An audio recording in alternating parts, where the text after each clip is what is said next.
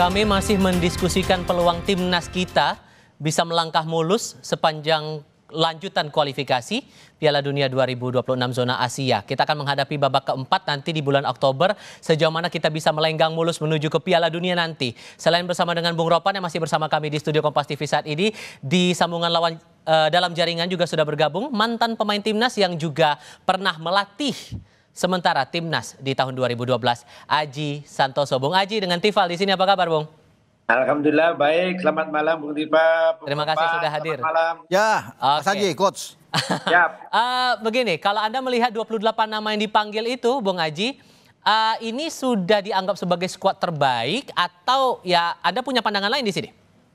Ya, kalau menurut saya sih itu sudah menjadikan skuad yang terbaik menurut Patrick Kluivert ya. Tentunya ada alasan-alasan tertentu kenapa memanggil pemain-pemain tersebut. Salah satunya juga tidak memanggil Marcelino dan Hilgers. Tentunya ini ada alasan-alasan yang sangat kuat. Kalau saya lihat seperti kayak Marcelino, karena memang dia juga sudah lama tidak main dalam kompetisi reguler, ini yang menjadi pertimbangan ya. Menurut saya apa yang diputuskan oleh Patrick Kluivert ini tentunya menurut dia dan tim pelatih menjadikan salah satu tim yang terbaik saat ini, pemain-pemain yang terbaik saat ini, Bung.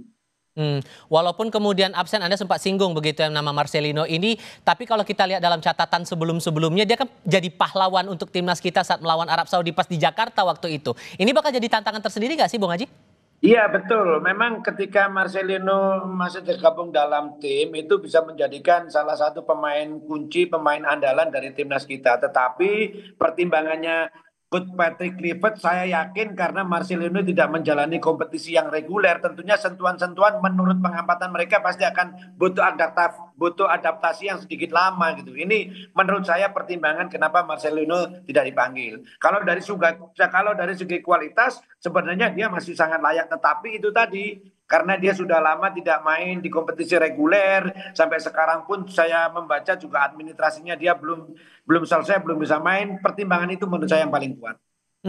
Dan kalau Anda menganalisis semasa timnas kita menjalani masa uji coba bulan lalu, ini apakah hal yang rasanya jadi mencolok dari performa timnas kita, hal apa dan kira-kira yang perlu dibenahi biar kita aman nih posisi kita buat Piala Dunia dalam sektor apa nih kira-kira? Iya, tentunya kemarin dalam 2 kali uji coba saya melihat memang semua posisi harus diperbaiki, baik main bertahan maupun gelandang maupun di attacking. Kita juga menciptakan peluang juga sedikit jarang. Penguasaan bola ketika bertanding dengan salah satu tim tersebut juga masih perlu diperbaiki menurut saya, dan saya yakin pelatih juga paham itulah.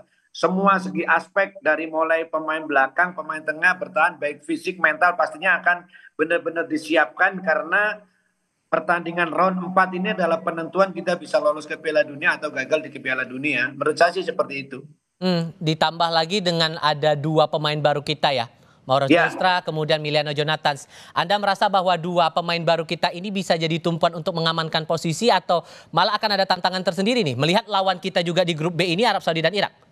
Iya, lawan kita ini juga lawan berat ya, meskipun ada peluang menurut saya, tetapi kita harus jujur menyampaikan bahwa peluangnya tidak mudah, apalagi kita main di tempat yang tidak netral kan begitu. Ya tinggal bagaimana dua pemain yang baru ini disiapkan dan bagaimana pemain 2 ini bisa memberi jawaban ketika misalnya diberi kesempatan oleh pelatih, bagaimana menunjukkan supaya pemain ini menunjukkan bahwa Patrick Kluivert memilih mereka itu tidak salah. Itu yang paling penting seperti itu. Sisi lainnya di tengah kita sedang mempersiapkan diri dan berharap semoga perjalanan kualifikasi putaran keempat ini bisa berjalan dengan mulus. Saat kunjungan ke New York waktu itu, Presiden Prabowo Subianto juga sempat bertemu dengan Presiden Federasi Sepak Bola Internasional FIFA, Gianni Infantino di New York, Amerika Serikat. Nah, dalam pertemuan keduanya, ini membahas perkembangan sepak bola Indonesia. Selain soal perkembangan sepak bola di tanah air, pertemuan kedua tokoh sekaligus untuk memperkuat komitmen kerjasama antara Indonesia dan FIFA. Gianni mengapresiasi dukungan penuh Prabowo terhadap dunia sepak bola. Usai pertemuan, Gianni Infantino juga menyampaikan FIFA tidak mempermasalahkan Erick Thohir yang rangkap jabatan sebagai Ketua Umum PSSI sekaligus Menteri Pemuda dan Olahraga. Kita simak pernyataan Gianni Infantino.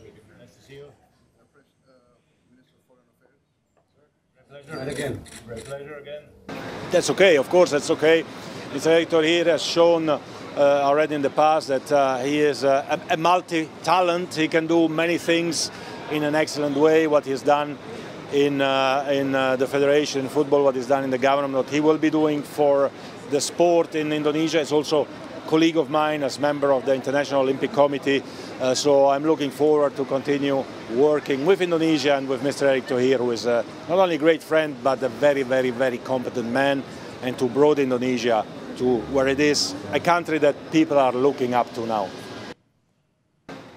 Bahkan di akhir wawancara dengan wartawan waktu itu, Gianni Infantino sampai ditanya posisi Indonesia peluangnya gimana nih untuk lolos Piala Dunia. Ia bahkan bilang tidak ada yang menyangka bahwa Indonesia bisa sampai ke tahap sejauh ini, Bung Ropan. Ya. Kalau Anda membaca lawan kita di grup B nanti, Irak dan juga Arab Saudi, harus gimana realistisnya kita menghadapi kualifikasi putaran 4 ini? Iya, jadi apa yang dikatakan Infantino itu memang suatu hal yang kita luar biasa ya. Sebagai satu-satunya wakil dari Asia Tenggara yang bukan Vietnam, bukan Thailand, bukan Malaysia, tapi kita yang masih bertahan terus sampai ke putaran keempat. Satu-satunya juga yang di lain itu kan ada di Timur Tengah semua, ya, di antara semua tim itu. Dan kalau bicara realistis, kita sudah berhadapan dengan 2 tim yang akan menjadi lawan kita. Dengan Irak kita berhadapan di putaran kedua, dengan Arab Saudi kita berhadapan di putaran ketiga. Dengan Irak memang kita kalah 3 kali. Oke, dengan Arab kita tidak pernah kalah. Dengan 2 pelatih berbeda, dari Mancini ke Herve Renard. Yeah. Draw 1-1 di Jeddah dan kita menang di GBK dengan 2-0.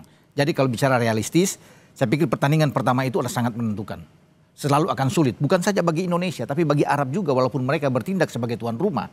Saya pikir mereka juga akan menghadapi tekanan yang luar biasa.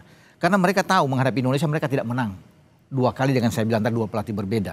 Makanya mereka itu melakukan uji coba itu tidak tanggung-tanggung dengan Ceko dan Makedonia Utara. Mereka ikut Piala Emas di Amerika sana menghadapi Meksiko dan Amerika. Jadi mereka betul-betul menyorot bahwa pertandingan lawan Indonesia itu sangat penting. Mereka tidak melirik pertandingan kedua lawan Irak. Karena kalau menang lawan Indonesia peluang mereka untuk bisa lolos terbuka. Begitu juga dengan kita. Kita juga harus tidak boleh kalah pertandingan pertama ini. Dan dengan bermodal bahwa sudah ada beberapa pemain tambahan ya yang ada, saya rasa kita bisa melakukan hal yang terbaik. Dan profilnya bagus-bagus semua. Bagus-bagus semua yang ada. Ketika kita bermain dengan mereka kan oleh Romani belum ada. Miliano Jonathan juga belum ada. Kalau di Jeddah itu bahkan Jai Isis belum ada waktu pertama di Jeddah yang 1-1. Jadi saya pikir kita punya peluang secara kualitas pemain kita oke. Dengan ada ketambahan pemain-pemain yang lain yang masuk di kita. Jadi ya kemenangan itu sangat penting. Draw aja sudah bagus buat kita. Oh ya? Ya, draw itu sudah bagus. Apalagi kalau menang, itu bonus luar biasa untuk membuka jalan kita menuju ke Piala Dunia. Kalau menang dengan 3 poin. Karena pasti Irak akan tertekan pertandingan kedua kita. Arab akan habis-habisan melawan dengan Irak untuk pertandingan mereka berikutnya kalau kalah. Tapi kalaupun kita imbang, setidaknya kita masih bisa melihat untuk putaran kelima. Ya kan? Untuk menghadapi dengan playoff dengan beberapa konfederasi lainnya. Entah di Amerika Selatan yang Bolivia sudah keluar atau di Afrika, siapapun itu. Jadi peluang itu ada, jangan kalah dulu. Banyak yang mengharapkan bahwa kita harus menang, tapi bagi saya realistis itu draw. Menurut saya dengan kondisi yang ada sekarang, apalagi kalau bicara bisa menang. Kalau kita draw pertandingan kedua akan lebih pede anak-anak. Oke. Akan lebih percaya diri untuk menghadapi Irak. Gitu. Karena kan sudah posisi berbeda. Dengan Irak di putaran kedua banyak pemain yang belum ada di sana. Kalau kita sudah punya Ole, itu luar biasa. Oke. Nah kalau menurut Bung Aji realistisnya sama sependapat atau juga punya pandangan lain nih? Saya sangat sependapat dengan Bung Ropan. Kita memang pertandingan lawan Arab, meskipun pemain-pemain kita nanti akan sedikit lebih confident karena main di Arab kita juga masih seri, main di Indonesia kita menang. Tentunya ini modal yang sangat bagus. Ya, tetapi jangan lupa bahwa Arab juga tim bagus karena ini di round 4 ini pasti semuanya akan berbeda. Jadi menurut saya memang minimal tidak kalah. Kenapa? Kalau kita tidak kalah mendapatkan poin paling tidak. Poin tersebut itu bisa menjadikan modal untuk pertandingan kedua. Tetapi kalau menang, wah ini sangat luar biasa. Saya yakin kalau menang kepercayaan diri pemain lebih tinggi lagi gitu. Jadi menurut saya apa yang disampaikan Bung Ropan tadi sangat tepat. Minimal seri, kalau menang ini menjadikan kepercayaan diri untuk pertandingan kedua akan lebih bagus lagi. Seperti itu. Oke, dengan harapan semoga hasilnya baik apapun itu. Karena yang jelas tanggal terdekat ini 8 Oktober akan melawan Arab Saudi dan 11 Oktober akan melawan Irak. Yang jelas doa terbaik untuk timnas kita tentunya. Betul. Dengan harapan bisa lolos ke Piala Dunia 2026. Amin. Bung Haji terima kasih, Bung Ropan terima kasih sudah mau berdiskusi bersama kami. Coach, makasih Coach. Ya selalu semuanya. Selamat malam. Terima kasih.